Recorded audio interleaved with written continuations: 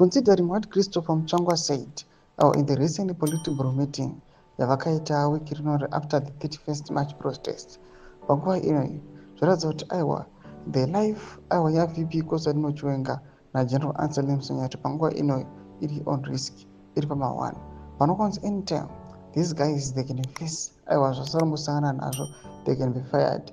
Sana panopindiwa mashoko ari kuonekwa kuti panguva inoyi mutungamiri wenyika panguva inoyi parurova maremove nemafiring ema-loyalists aVP Koza Chiwenga. Subscribe like on the bell icon.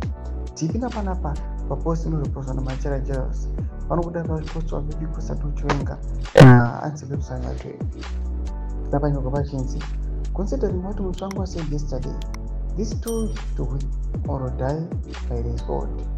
Let's see kunowira nzvimbo ndomasvika kutaurwa panapa nemacitizens vachiti aiwa yes we've heard speech yakaitaurwa naChristopher Muchangwa yanoratidza kuti aiwa these guys they are on high alert. Panguva inoyi ndo vanhu vari their own spotlight, ndo vakatariswa kunzi ndo maloyalist vari kuenda against idemon was 2030 pamwe chete vachidemanda is immediate resignation.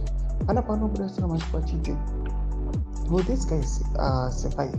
Panguva ino pari kuonekwa kunzi they just have two options. It's either to be fired and accept kana kuti vakutotsvaka way forward yekuavoida kufaiwa kwavo, mungava kuratidzira kana kuenda against mutungamiri wenyika kana any other form. Mashoko ari kuda panapa vanhu vachiuya vachisuggesta maoptions avo vachiti aiwa these guys they are no longer safe. Tikuona kuti the regime inoramba ichipa maloyalist aGeneral Koza Chiwenga as a way to pave their way for the 2030 agenda. Kunze mafungo emu kudima usapechitiko ichi takumai section medu kunze mafungo emu. So subscribe or like, turn on the bell icon.